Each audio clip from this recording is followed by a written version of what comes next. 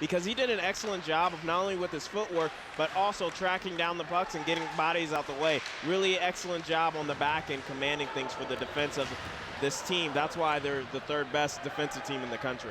Quickly sent ahead, giving chase. Turned over right in front of the goal. A quick shot, scores! Brett Nesper, the captain, makes it 1-0 on a giveaway by the Flames. And you hate to see that for Liberty. You don't want to give them a goal early. You scored early last night, and we saw yesterday, once the team gets rolling, it's hard to stop the bleeding. You take a look, the captain himself and Nesper getting it done. The offense really commands its way through him. He had 2 assists last night, and he's getting things started out. Only 37 seconds, or no, 37 seconds left, started in this game, getting things underway. And this top line, after Liberty scored, Rhett, in 20 seconds time, they were able to tie it back up. This line is really key for the Beavers. Campbell able to turn back with it. Lipinski holding on to it in his own zone. Looked like he was almost looking up at the big monitor here at the Lehigh Center, looking for an outlet pass up top. Well, he probably saw himself and he's like, oh, I got some face time. Turned over in neutral ice. They're back in. Yano, a nice move to the backhand. Scores! What a goal! Yano takes it backhand toe drag back to the forehand top shelf over Byron's glove. An absolute beauty. Great job by Yano yesterday. He was able to score as well on a similar play, showing that speed of his, just getting by Miller and takes it top shelf. That is an excellent not only play, but hate to see that for the Flames, as they were starting to battle back in and really looking strong, looking like they were going to punch one in themselves. 5 guys have over 10 points on this team. Very potent offense. I think what's impressive to me, looking at their stats coming to this, 183 goals for, which is pretty solid. Right, only number 1 in the nation. 68 against. That's huge. 3rd in the nation. It's crazy. Flames, pretty solid forecheck of their own, play deep. Owen in front, scores on the backhand. Owen Harris collects his 10th goal of the year.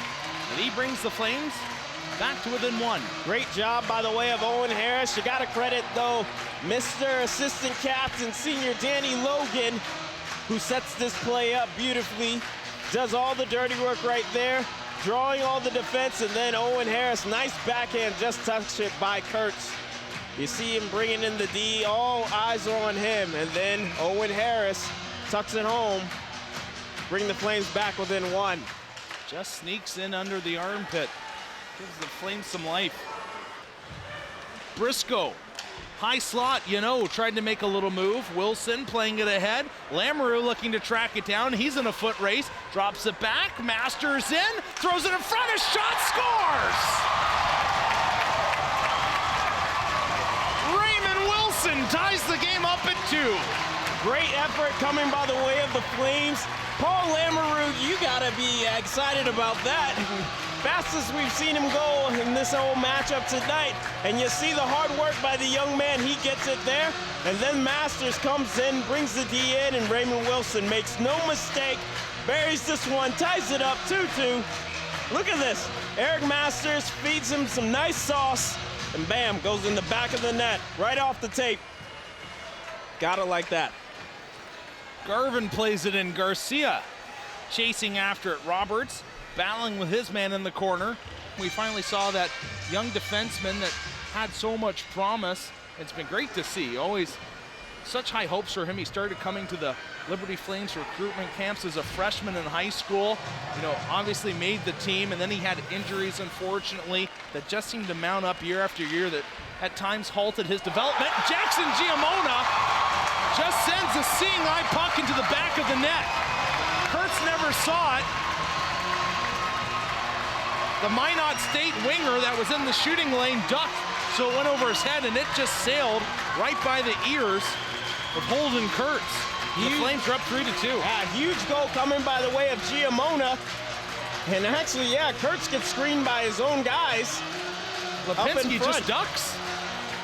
You got to stop that one if you're right in front of the goaltender. He's got no hope of seeing it. Yeah, you got the cage for a reason on that face. So it's not going to hurt you.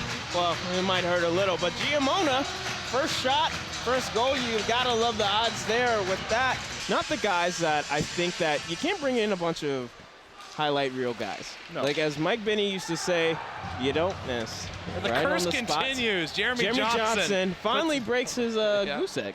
Yep, here at the LaHaye, he's had a tough time, but not anymore. Ties it up at 3. 13 seconds into the third period, and we got a 3-3 hockey game. And for the Beavers, that's exactly what you want to see. Your leading goal scorer and points leader, two-time All-American Jeremy Johnson, able to bang it home off the face-off. Nice shot coming from him. That's a guy you definitely got to keep covered in the slot, especially because that's his prime scoring real estate area. Still tied up along the boards. Harris, his shot, pad save made. Rebound comes out. McNevin trying to clear, unable to. We'll take it back. 5 seconds left, 3, 2, 1. My friends, the last game of the year, we're gonna have a little overtime hockey. And just like we said as the game up in North Dakota, game 2, this one went to extra time as well. And the Flames are hoping, though, to change the tide in their favor and sweep this one with an overtime victory. The last one here, the LIC for the year.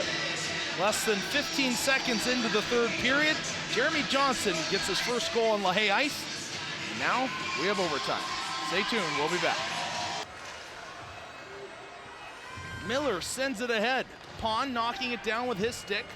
Now he calms the puck. Pass to the near side. Johnson, tons of ice to work with. Catches up to it deep. Johnson can walk in front, scores! Jeremy Johnson loses his check, walks out in front of the goal, puts it past Kerry Byron, and the Minot State Beavers win 4-3 in overtime. Jeremy Johnson, excellent work by him as he catches the defense of the Flames, unfortunately off balance, and then he tucks it behind Kerry Byron, who gets out of position as well. Take another look at this one, wide open, and Kerry Byron misplaced the puck and squeaks it by. You hate to see that as he's been playing fantastic tonight. Kerry Byron saw a lot of rubber in this game. I believe that was shot 51 to be exact. Stopped 47 of them. Got to be pretty happy with that save percentage overall. What a great night. In a lot of ways, fantastic for Minot. They come down here. You don't have a conference playoff. You get, and honestly, 2 pretty solid games against Liberty. Despite the rankings for Liberty, you come into this game, you play a great home game for your final game of the year. If you're the coaching staff, you're preaching to your guys in the locker room after the game. This is what we've got to do from here on out. You just played with the #1 team in the nation.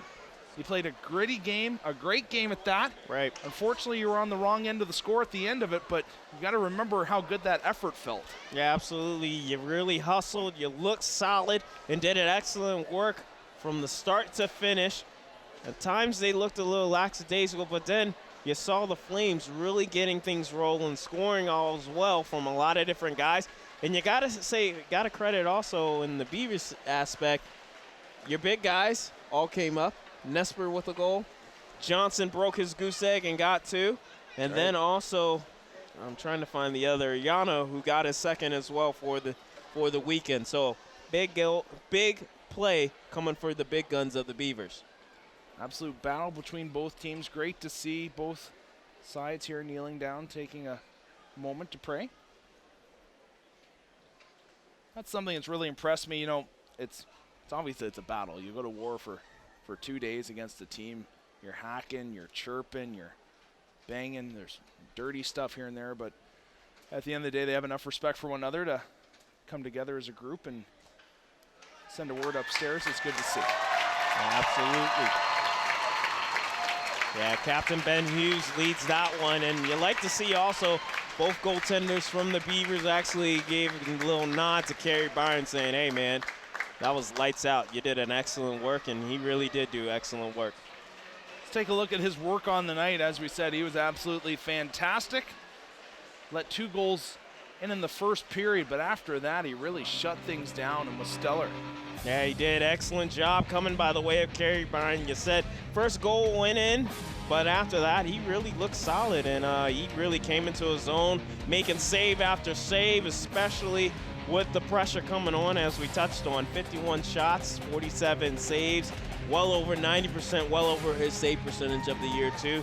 He definitely would like to have gotten the W for his last game wearing the LU jersey, but still, you can't credit the work number 31 did here tonight, and I know Kirk Handy's very excited and happy for him. Looks like Monica's got her work cut out for her down here. She's got all the seniors and is going to go through it all, and I think she's ready. She just gave me the thumbs up, so Monica, let's hear it. All right, thanks, Rhett. Now, obviously a sad ending to your senior year, but a great game, a great effort from all of you guys. So give me one word to describe your Liberty hockey experience. Well, I finished with a 3.1 GPA, but it was awesome. Just loved it. All right, Street? I had a 2.3. I'm really proud of myself, but it's just been exhilarating. Love these boys. They're awesome. It's been a great 4 years. Miller? Fun. That would be my word. Garcia? I guess I'd have to say blessed. Logan? Handyland. Chance? Brotherhood. And Byron? One word, it's a blessing. All right, thanks so much, guys, and congrats on an awesome season. Oh. Rhett, hold on a minute. We've got one more senior we'd like to honor. I know Coach already said something, but got something more for you. Hey, I'd like to thank you, Monica. Hey, you've done a great job for us. You've kept Rhett and, is that Pat up there? Yeah, Rhett and Pat in line, okay. It's hard to do. But you've done a great job. Appreciate your passion for what you're doing. Thank you. You embody what we have here at Liberty University. It's awesome. Students do a great job. All the best, all right? Thank you so much. That's great to see. Oh, you know yeah. what? I Absolutely. take Monica. a minute here about the Yeah. team, but first, Monica, definitely going to miss her. You know, sideline reporter for the last 2 years, done a fantastic job. I've said this before on air. I'm going to say it again. She will be in the NHL working. Yep, Before 100% too agree. long. She is very, very talented young lady. And Florida Panthers, if you're listening, give her a job. Yeah, absolutely. You got to give her a job. I don't know why she wants to work for the Panthers, but hey, they're number everyone one. can dare to They're dream. good. Hey, you know what? She was talking about this last night. She's like, I was down with them in the dump when they were last right. in league, so I am faithful. So you definitely can't call her a bandwagon. But take another look at the repeat of tonight. Not really a ton of pins compared to last night. Cut them in half, but the shot selection, wow, really in favor of the Beavers. Outshot the Flames pretty much 2-1. We talk about this. We talked about it earlier. You lose a lot of seniors. Obviously, you're going to have to, bring in some more goaltending depth with Carey Byron leaving. And then you lose a lot up front and on the back end. Really, I'm not saying it has to be an overhaul of the team because you had a lot of youth come in this year, but you're going to continue to build with the current core you have right now. I'm sure Kirk Handy, as you said, would like to bring in a little bit more scoring prowess. You lost Hannon, you lost LeBlanc. They probably need a boost in that area, but when you look at how they've played here down the stretch, not giving up, that's one character you like to see. The future, you can see the light at the end of the tunnel for this group. Yeah, it does look very good and promising. You started to see that, especially the freshman class, really stepped up over this past week, and you got your freshmen scoring 3 goals, so definitely huge. But yeah, love to see them add a little bit more depth, bring in a freshman goal netminder because Matt Pinnell's graduating next year as well. Yeah. And then you bring in a couple more guys. You already signed one defensive recruit. Hopefully you get that kid from a transfer from another school in the league. And then, yeah, bring in that scoring depth that they kind of have lacked this year because last couple of years have been top in the league in scoring, not the case this year. Well, as we said, Liberty not qualifying for nationals this season, so this is their final game of the year. Best of luck of Minot State going in as the #1 seed. You can see all the seniors there. A lot of great memories. Kyle Garcia, a 5-goal game just a couple weeks ago. His parents watching in from out west. It's fantastic to see Carey Byron, such a great story of how he went from D3 and the starting goaltender for Division I. Kyle Miller battling injury.